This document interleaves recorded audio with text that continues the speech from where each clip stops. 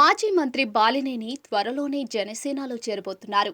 ఒంగోలులోనే joining కార్యక్రమం ఉండబోతోంది.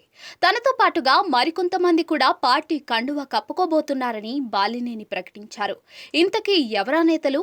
జిల్లాలో వైసీపీకి జరగబోయే నష్టమెంత? ఎన్నాళ్ల నుంచో అసంతృప్తిగా ఉన్న బాలినేని జనసేన గూటికి చేరేందుకు రంగం సిద్ధం చేసుకున్నారు.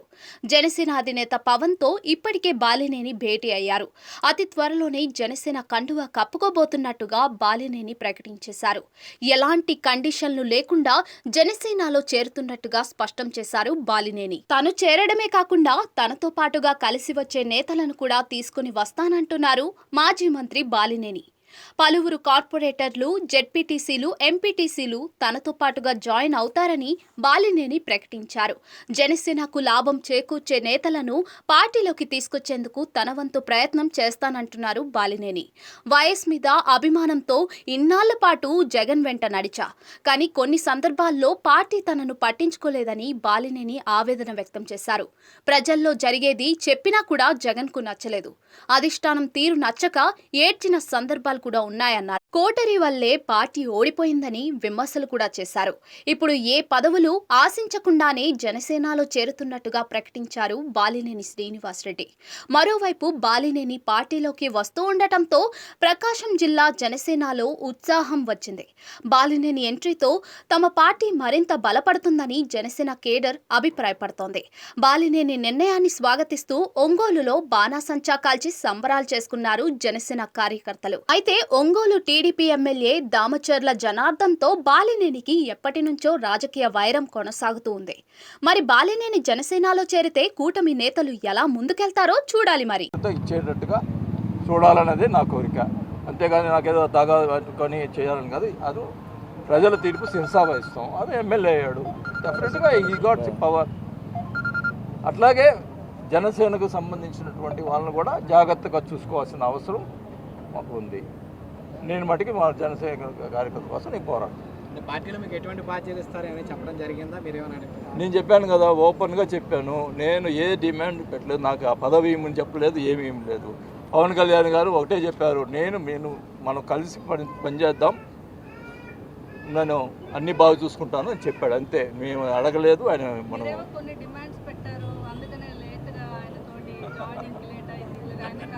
అమ్మా, నేను ఒకటే చెప్తున్నానమ్మా, నా మనస్తత్వం ఒంగోలులో ప్రజలు అడగండి. నేను పవర్ కోసం ఎప్పుడు పోకలాడలేదు. పవర్ కోసం పోకలాడితే ఆ రోజు మంత్రి పదవి వదుకునేవాడిని కాదు. 4 years కంబైన్డ్ స్టేట్లో మైన్స్ మినిస్టర్గా ఉన్నాను. ఒక్క నిమిషం ఆలోచించుకుంటూ వచ్చాం. పవర్ కోసం ఎప్పుడూ ఆలోచించలేదు. ఇప్పుడు కూడా ఒక్క డిమాండ్ ఇప్పుడు అడగండి. ఏమన్నప్పుడు పార్టీలో ఉన్నటువంటి నాయకులు అక్కడ ఉన్నారు కదా, ఒక్క డిమాండ్ కూడా నేను అడగలేదు. ఒకటే మీరు చిన్న ఉదాహరణ చెప్తాను. ఇప్పుడు పవన్ కళ్యాణ్ గారిని కలవకుండా నేను రాజీనామా చేసి వచ్చాను. డిమాండ్ చేసేవాడిని అయితే రాజీనామా చేయకుండా వచ్చి మాట్లాడేవాడిని కదా. దానికి ఏం చేసిన దానికైనా నేను సిద్ధంగా వచ్చాను. నేను ఈరోజు రాజీనామా చేసి వచ్చాను.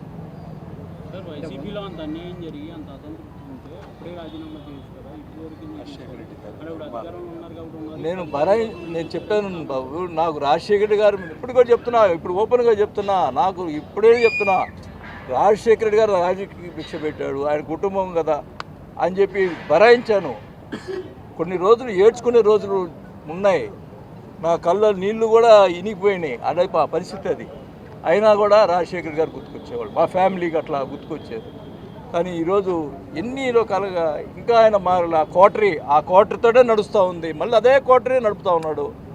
ఎక్కడ కూడా అందరూ చూస్తూనే ఉన్నారు. మరి ఏం మార్చలేదు. అదే సిస్టమ్, అదే కథ. నేను ఎప్పుడు కూడా అందరూ అనేవాళ్ళు, మేకపాటి రాజమోహన్ వీళ్ళందరూ కూడా అనేవాళ్ళు, వాసు నువ్వు ఒక్కడివే ఆయనతో మాట్లాడి గట్టిగా మాట్లాడేవాడు అని. నేను అన్నీ కూడా ప్రజల్లో జరుగుతున్నటువంటి లోటుపాట్లు నేను అన్నీ కూడా చెప్పేవాడిని ఆయన. దానికని ఆయన నన్ను ఇదేంది ఇట్లా నెగిటివ్గా చెప్తాడనే ఆలోచనలో ఉంది. ప్రజల్లో జరిగేది చెప్పడం కూడా ఆయన రుచించేది కాదు. అది నా పరిస్థితి. అందువల్ల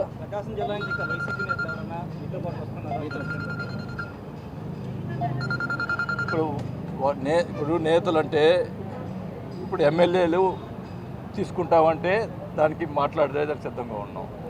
బట్ ఎమ్మెల్యేని రాజీనామా చేసి రావాలనే పరిస్థితి ఉన్నట్లు ఉంది. మరి అది నాకు కరెక్ట్గా ఐడియా లేదు. ఒకవేళ ఏమన్నా అవసరం అయితే నేను తీసుకొచ్చేదానికి సిద్ధంగా ఉన్నాను. సార్ ఇంకా ఎవరెవరు టచ్లో ఉన్నారు జనసేన? నాకు తెలియదు. రామచంద్ర జనార్దన్ గారు ఇప్పుడు ఉదయ్ భాను గారు కూడా రేపు 22 చేరుతున్నారు. సార్ మీరు కూడా వైసీపీలో సీనియర్ లీడర్, చాలా మంది టచ్లో ఉంటారు. వాళ్ళని ఎవరినైనా జనసేనలో తీసుకొచ్చే ఆలోచన చేస్తారు. డెఫినెట్గా నాయకుడు పొలం వాళ్ళు మంచివాళ్ళు బాగుంటుంది మన పార్టీ కంటే నా సాయశక్తిలో కృషి చేసి వాళ్ళు తీసుకొచ్చేదానికి ప్రయత్నం చేస్తాను.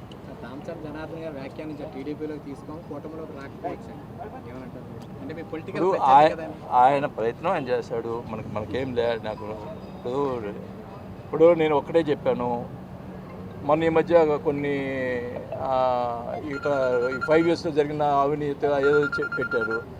నేను లెటర్ రాసినాను చంద్రబాబు నాయుడికి. ఆయన ఏదో ఆరోపించాడు. అవన్నీ ఎంక్వైరీ పెట్టండి చేయండి అని కూడా చెప్పాను. ఇప్పుడు కావాలని ఆరోపణలు అనేది కరెక్ట్ కాదు కదా. ఏదన్నా ఇంకా వదిలేసాం, ఇంకా అయిపోయింది.